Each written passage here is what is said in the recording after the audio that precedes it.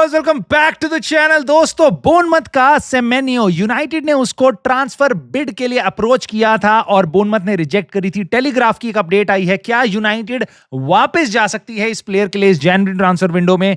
बात करेंगे। साथ ही साथ क्या उगारते यूनाइटेड को छोड़ के जा सकता है इस जनवरी में टर्किश क्लब के लिए? रिपोर्ट्स आ रही हैं कुछ।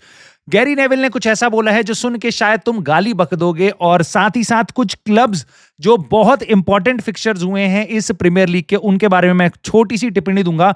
बट मोर इंपॉर्टेंटली मैं तुमसे डिस्कस करना चाहता हूं आज, what is next for Ruben Amorim, what is next for United. अगले 4-5 गेम्स यूनाइटेड की किस्मत कैसे मूव हो सकती है, इस वीडियो में डिस्कस करेंगे। सो काफी कुछ होगा बात करने को यूनाइटेड से रिलेटेड, फुटबॉल से रिलेटेड। आई होप आपको पसंद आए तो प्लीज आप अपना प्यार दिखा सकते हो एक लाइक के साथ, एक सब्सक्राइब के साथ और एक हाइप के साथ, तीनों तरीकों से। और कमेंट करके तो अपने थॉट्स आपने जरूर बताने हैं, because if you are a United fan, you care about it, please let me know your thoughts on these topics. I will start off with, भाई सबसे पहले टेलीग्राफ पूरी दुनिया को पता है भाई, बहुत ही रिनाउंड बेसिकली मीडिया आउटलेट है, तो उनकी खबरें बेकार नहीं होनी चाहिए, मैं ऐसा मानता हूं।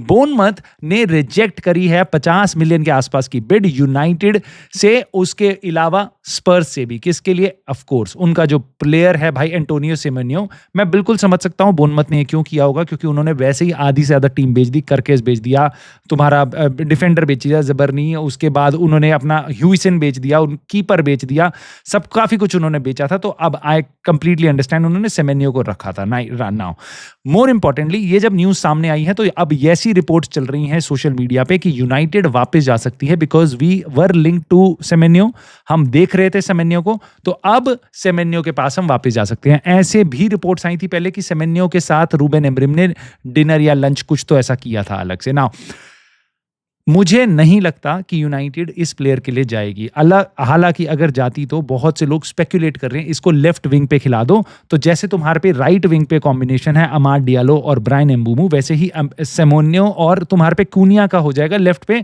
And then it is unstoppable force, right? I think this is far fetched. पहली चीज, सेमेन्यो 50 मिलियन का प्लेयर अब रहा नहीं इस सीजन में, उसका फॉर्म इतना सॉलिड स्टार्ट हुआ है, आराम से बोर्नमथ इस टाइम पे तुम उनके पास जाओगे, वो 100 मिलियन से कम नहीं मांगेगी, 80-90-100 मिलियन के आसपास मांगेगी। साथ ही साथ भाई सेमेन्यो, अगर तुम लेफ्ट विंग पे 100 मिलियन का बंदा नहीं खरीदोगे, ठीक है?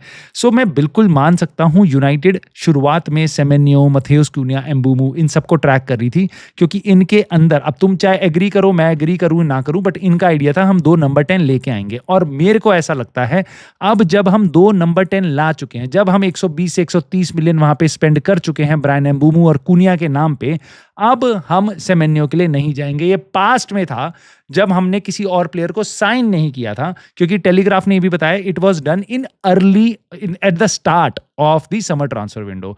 सो आई एम प्रीटी श्योर ये कूनिया, एम्बूमू जब हम बात करनी स्टार्ट कर रहे थे उस टाइम की बात थी। बट अब यूनाइटेड का कोई भी एक्टिव इंटरेस्ट नहीं होगा इस प्लेयर को लेने के लिए, क्योंकि पैसे हम पे लिमिटेड हैं, बट हमारी टीम में बहुत ज़्यादा होल्स हैं इस टाइम पे, तो मेरे को नहीं लगता हम इतना ज़्यादा पैसा सेमेन्यो पे खर्च करना चाहेंगे फॉरवर्ड लाइन पे वापस।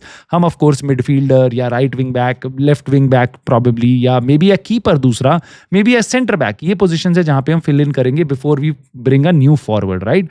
उसके अलावा एरोल एफकेन, भाई ये कोई टर्किश रिपोर्टर है, मैंने इसका नाम आज से पहले नहीं सुना, बट इसकी बात सुनी मैंने आज, जो मैं कहा तुमसे तो बिल्कुल शेयर करूंगा मैं। भाई उगारते के बारे में इसने न्यूज़ बताई है कि गैलेटासराय देख रही है उसको जनवरी में लाना। सो बेसिकली वो हमसे बात कर रही है, वो उगारते से बात कर रही है, ऐसा कुछ नहीं है। गैलेटासराय ने अपनी लिस्ट निकाली है इस टाइम पे, मेरे ख्याल से वो अपनी टर्किश लीग में सबसे ऊपर चल रहे हैं, 4-5 पॉइंट आगे चल रहे हैं, तो काफी अच्छा कर रही है गैलेटासराय।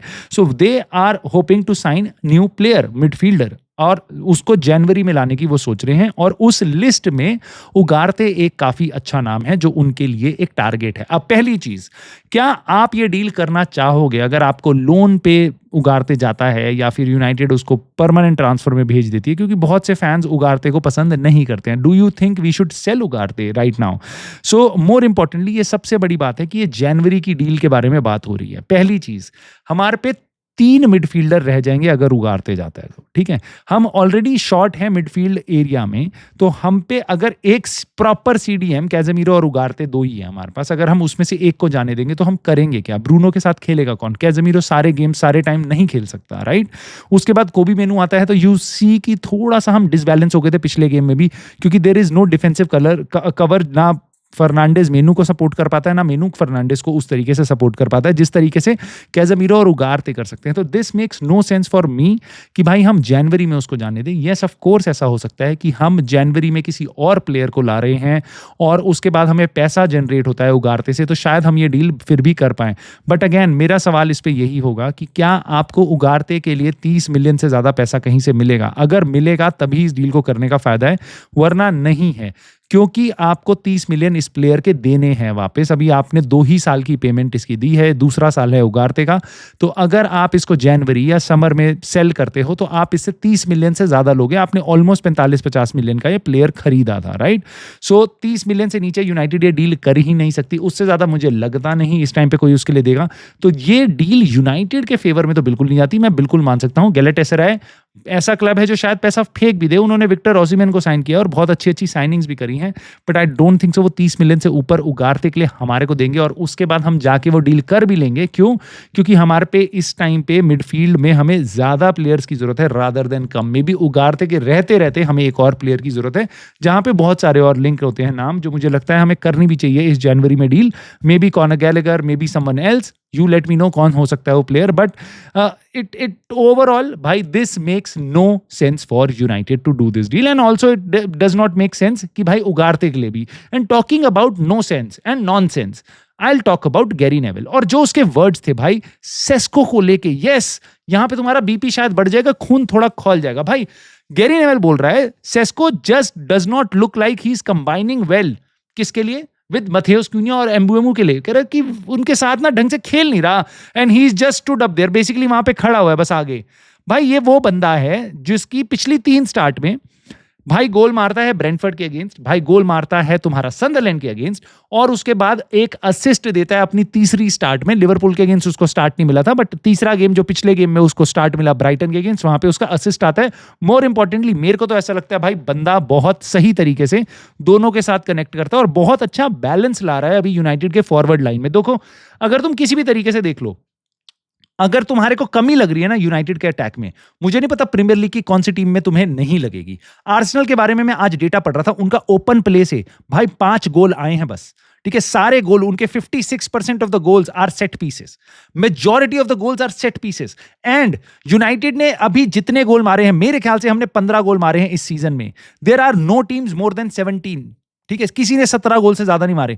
यूनाइटेड है से ऊपर बस आर्सेनल, सिटी, चेल्सी, ये 3 क्लब्स हैं उस मेरे, if I am not wrong, वो 16 और 17 नंबर पे और हम 15 पे हैं। सो भाई ऐसा है कि हमारा अटैक क्लिक कर रहा है गैरी नेविल। सो जो तुम इतने सालों की नेगेटिविटी फैलाते आए हो, यूनाइटेड प्लेयर्स को बर्बाद करते आए हो, बोलते आए हो बेफालतू चीजें, अब चुप हो जाओ। अब बात करनी है आर्ने स्लॉट और आर्ने लॉस्ट के बारे में बात कर लो, यहां बातें मत करो प्लीज प्लीज, क्योंकि अब हमारी टीम एकदम नए रुख की तरफ मुड़ रही है। And probably you need to find a better job, क्योंकि मुझे इतना जस्ट पता चलता है भाई ये लोग रबिश बोलते हैं और मुझे नहीं पता क्या इनका दिमाग में रबिश है। यूनाइटेड एक्स लेजेंड्स हैं, इनको पता नहीं क्या लगता है, बट इतना जरूर है भाई, मेरे को ये भी लगता है कि स्काई स्पोर्ट्स इनको बोलता है कि भाई तेरे को हम सैक कर देंगे, जैसे तेरे को वेलेंसिया ने सैक कर दिया था क्योंकि you could not manage a team, right. हम तेरे को भी सैक कर देंगे अगर तू उल्टी सीधी बातें यूनाइटेड और यूनाइटेड प्लेयर्स के बारे में नेगेटिवली बातें तुम नहीं करोगे तो मुझे लगता है ये एजेंडा का पार्ट है। वरना मेरे को कोई रीजन नहीं समझ आता कि भाई तुम सेस्को की बुराई करोगे, वो बंदा जो ऑलरेडी मतलब ट्रांसफर विंडो के लेटर स्टेजेस में आया है। जब इंग्लिश प्रीमियर लीग स्टार्ट हो रही थी उस टाइम पे हमने सेस्को को साइन किया। आपको याद होगा उसकी जो बेसिकली इन तीनों को, मथेउस क्यून्या, सेस्को और ब्रायन एम्बुमू, इन तीनों की एकदम लास्ट उसी हफ्ते में जिस दिन पहला गेम था हमारा, उसी टाइम इनको बुला के प्रेजेंटेशन वगैरह हुई थी, उसी टाइम हमने सेस्को को साइन किया। सो बंदा वैसे ही लेट आया, ईपीएल में नई लीग में आया।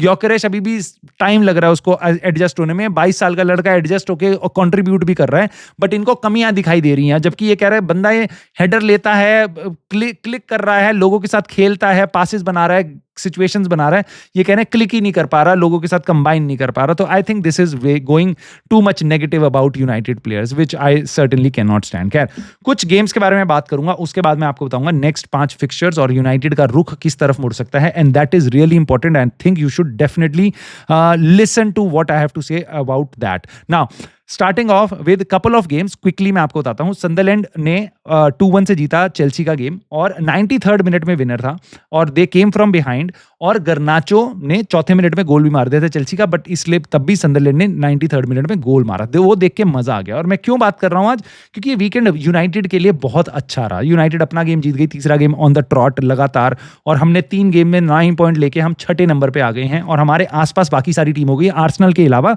सारी टीमें हमारे आसपास हैं. लेकिन चाहे वो तुम 10वें नंबर की टीम उठा लो, चाहे वो दूसरे नंबर की टीम उठा लो, हम कहीं पे भी एंड अप अभी कर सकते हैं. खैर, विला का गेम था और कल, और उन्होंने पेल दिया भाई मैनचेस्टर सिटी को. हालांकि उसमें जेडन सांचो का भी कनेक्शन है. जेडन सांचो को 27-28 मिनट के आसपास बुलाया गया एज अ सब्स्टिट्यूट और उसको 70 मिनट के आसपास भगा भी दिया गया as a substitute. So I know थोड़ा टेक्निकल था, वो जीत रहे थे, उनको कुछ चेंजेस करने थे, but that was really interesting. Brentford ने करा भाई, जो मजे दिलाए हैं वो ब्रेंटफोर्ड ने दिलाए इस हफ्ते भाई. 3-2 की शिकस्त दी है लिवरपूल को, और लिवरपूल ने 89th मिनट में, उनका भी एक प्लेयर है, जैसे हमारे यहाँ ब्रायन एम्बूमो खेलता है ना उस पोजीशन से, उनका भी एक प्लेयर है मोहम्मद साला. यस, हाँ, उसने भी आज गोल मारा है भाई. बंदा गोल मारना भूल गया है फिलहाल, जब से उसको 400K पर वीक का कॉन्ट्रैक्ट मिला, नया कॉन्ट्रैक्ट मिला है. खैर, उस गेम में भाई लिवरपूल वापस हारती है. 5 गेम्स हार चुकी है लिवरपूल, 6 गेम्स में अक्रॉस द कंपटीशन. अगर आप ईपीएल देखोगे तो पिछले 5 में से 4 गेम्स हार चुकी है लिवरपूल, मतलब इंक्लूडिंग बैड, मतलब लिटरली यूनाइटेड ने भी पेला है भाई उनको, अभी ब्रेंटफोर्ड ने भी पेल दिया. ठीक है, और मैं ये देखता हूं, उनका एक प्लेयर है फ्लोरियन वर्ड्स, उसके बारे में सब मजाक उड़ा रहे हैं. मतलब आज तो मजाक की हद हो गई. कह रहे हैं भाई कि फ्लोरियन वर्ड्स के 0 असिस्ट और ईडन हेवन का 1 असिस्ट देख लो इस सीजन में. मतलब हद ही हो गई भाई. ईडन हेवन भाई 30 मिनट खेला अभी तक 2 गेम्स में मिला के. ठीक है, उस बंदे का भी असिस्ट आ गया, फ्लोरियन वर्ड्स का असिस्ट नहीं आ रहा, पता नहीं कब आएगा भाई. बोर्नमथ का भी गेम था, ये बड़ा इंटरेस्टिंग गेम था. क्यों मैं इसके बारे में बात कर रहा हूं, 2-0 से हालांकि वो जीत गई, बट वो जीती है नॉटिंघम फॉरेस्ट के अगेंस्ट, और फॉरेस्ट के अगेंस्ट है तुम्हारा अगला गेम अवे वाला, जिसके बारे में मैं बात करूंगा. खैर, आर्सेनल का भी अपना गेम था, वो 1-0 से जीत गई पैलेस के अगेंस्ट, और गोल मारा एब्रिचे एजे ने, जो पोस्ट मतलब बेसिकली क्रिस्टल पैलेस का प्लेयर रह चुका है, राइट. और एवर्टन ने 0-3 की अवे विक्ट्री दे दी स्पर्स को. स्पर्स जाके एवर्टन में जीत गई. इंटरेस्टिंग गेम ये क्यों है, क्यों मैं इसके बारे में बात कर रहा हूं, क्योंकि 2 गेम बाद तुम खेल रहे हो स्पर्स के अगेंस्ट, नॉटिंघम फॉरेस्ट के बाद स्पर्स और उसके बाद एवर्टन. तो दोनों गेम यूनाइटेड के लिए काफी इंटरेस्टिंग हो जाते हैं. सो खैर, अब मोटी बात यह है भाई कि यूनाइटेड के नेक्स्ट 5 फिक्चर्स वो हैं फॉरेस्ट अवे, नेक्स्ट है हमारा, उसके बाद तुम्हारा स्पर्स अवे, उसके बाद एवर्टन होम, उसके बाद क्रिस्टल पैलेस अवे, फिर है तुम्हारा वेस्ट हैम होम. नाउ ये 5 फिक्सचर्स अब आप देखते हो तो आपको लगता है भाई अगर यूनाइटेड इतने टफ फिक्सचर्स में से अभी 9 गेम्स के बाद अपनी पोजीशन ठीक मेंटेन करके आ रही है, 16 पॉइंट कमा चुकी है, तो आई वुड एक्सपेक्ट कि यहां से वो कुछ अच्छा कुछ करे. बेयर मिनिमम मेरी जो एक्सपेक्टेशन होगी अब एक थोड़ी सी रीजुविनेटेड यूनाइटेड से, वो होगी 10 पॉइंट्स की. आप मुझे 3, ये बेयर मिनिमम मैं आपको बता रहा हूं, आप मुझे 3 विक्ट्रीज दे दो इन गेम्स में, जो कि इजी गेम्स हैं कुछ यहां पे भाई. Everton home, I would expect United to win. West Ham home, I would expect United to win, specially because ये दोनों टीमें अच्छा नहीं कर रही हैं इस टाइम पे, राइट. सो और ये अपना अवे गेम खेल रही है, और भाई हमारी होम फॉर्म अच्छी है, अच्छी खासी चल रही है. अभी आर्सेनल ने पहले दिन हमें हराया, उसके बाद हम 4 गेम जीत चुके हैं लगातार अपने ओल्ड ट्रैफर्ड में. ठीक है, अब हम एवर्टन को हराएंगे होम में, उसके बाद वेस्ट हैम. ये नेक्स्ट 2 हमारे होम गेम्स हैं, अगले 5 गेम्स में से बाकी सारे अवे हैं हमारे. तो आप अपनी होम फॉर्म, आप ओल्ड ट्रैफर्ड को काइंड ऑफ इस्टेब्लिश करना स्टार्ट कर चुके हो एज अ फोर्ट्रेस. 6 लगातार कंसेक्यूटिव विक्ट्रीज ओल्ड ट्रैफर्ड में हमने कब ली थी लास्ट, मुझे ये भी नहीं पता. आई एम प्रीटी श्योर ये भी रिकॉर्ड निकल के आने लग जाएंगे, 2-4 साल 5 साल हो गए हैं, क्योंकि मुझे नहीं याद कि हमने इतनी कंसेक्यूटिव विक्ट्रीज कब ली हैं, कुछ टाइम हो चुका होगा. तो ये बहुत एक इंटरेस्टिंग चीज है. यहां पे आप सीजन अपना डिफाइन कर सकते हो होम फॉर्म के ऊपर, कितनी बार कितनी टीम्स अपना सीजन डिफाइन कर लेती हैं होम विक्ट्रीज के ऊपर.